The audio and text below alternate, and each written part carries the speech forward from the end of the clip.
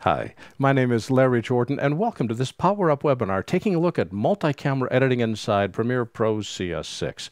Adobe has made some huge changes to the way multicam works inside Premiere from the CS5.5 release to the CS6 release, and I'm looking forward to showing you what those are in today's webinar. If you need to stretch your training dollars, a subscription membership to our video training library can save you a ton of money because it has an incredibly low monthly price of only $19.99. Our training covers Apple, Adobe, and Autodesk software, and our library is updated every week. For more information, visit larryjordan.biz/subscriptions. What I want to cover today is to show you how to create 3 different multi-camera sequences. One is a music video, another is a dramatic scene, and third is a presenter with some slides. I'll show you how to modify an edited multicam clip and how to apply transitions and effects to a multicam clip. Multi-camera editing allows you to view and edit multiple camera angles at the same time, as though you were watching a live event. It's most often used for performances and sports.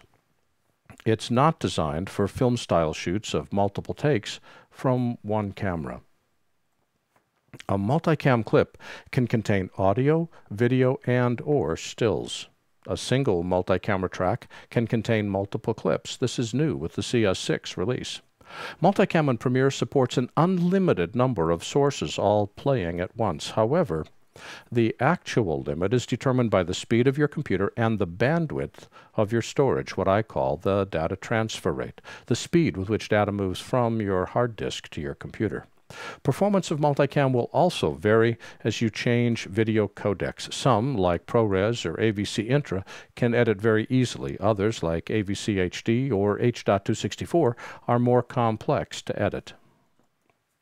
The basic workflow for creating multicams inside Premiere is to set sync points for all clips. Then you create a multi-camera sequence.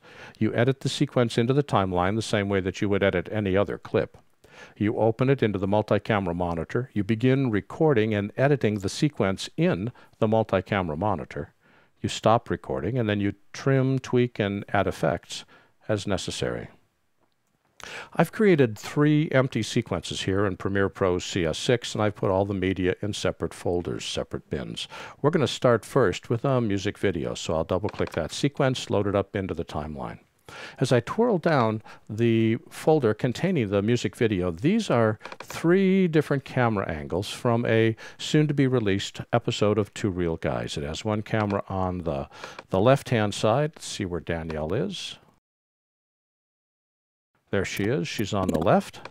Then we've got a center shot. And then we've got a camera on the right-hand side of the stage. And she's there somewhere. What I've done already is I've set an in on all 3 of these clips because we have to set sync somewhere outside the clip.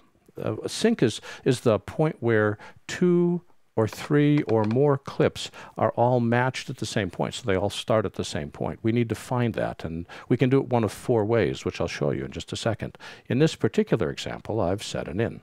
So I'm going to select my 3 clips. I'm just going to hold the Shift key down, select all 3. We can now build a multicam clip 2 ways. One is to go up to the clip menu, go down to Create Multicamera Source Sequence. Or I can select my clips. Again, I'll hold the Shift key down, just the clips, not the folder, and right mouse click. And when you right mouse click, it says Create Multicamera Source Sequence. Whether you select the clip menu or whether you right mouse click, either way, you need to make sure that your multicam clips are selected before you go to this menu choice. Select it. It now opens up the dialog that says what are you going to call it and how you're going to sync it. I'm going to call this a music video multicam. And notice that I can synchronize based on a common in, which I set, common out, which I set, common timecode, or common clip markers. The in is probably the most common. You'll sync this off a clapper slate that all the cameras see at the very beginning of each recording session. But sometimes, although your cameras can't be recording at the beginning of the session, they need to record at the end of the session so that they're starting at different times. There you can set an out and synchronize based on the out. In the old days, back when cameras cost a lot more and we traveled doing video shooting with remote trucks, we would feed the same time code to all the cameras, a process called jam sync. We would jam sync all the cameras to the same time code. If you're able to jam sync time code, it is the absolute fastest way to sync multiple shots for a multicam, but it requires the same time code on all cameras, which doesn't exist for most low-end cameras today.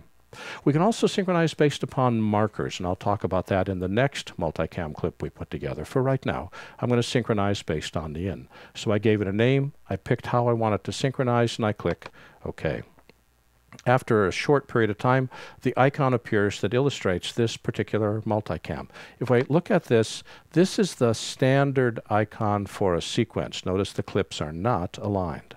If I go to the multicam sequence, notice the icon is an aligned series of clips.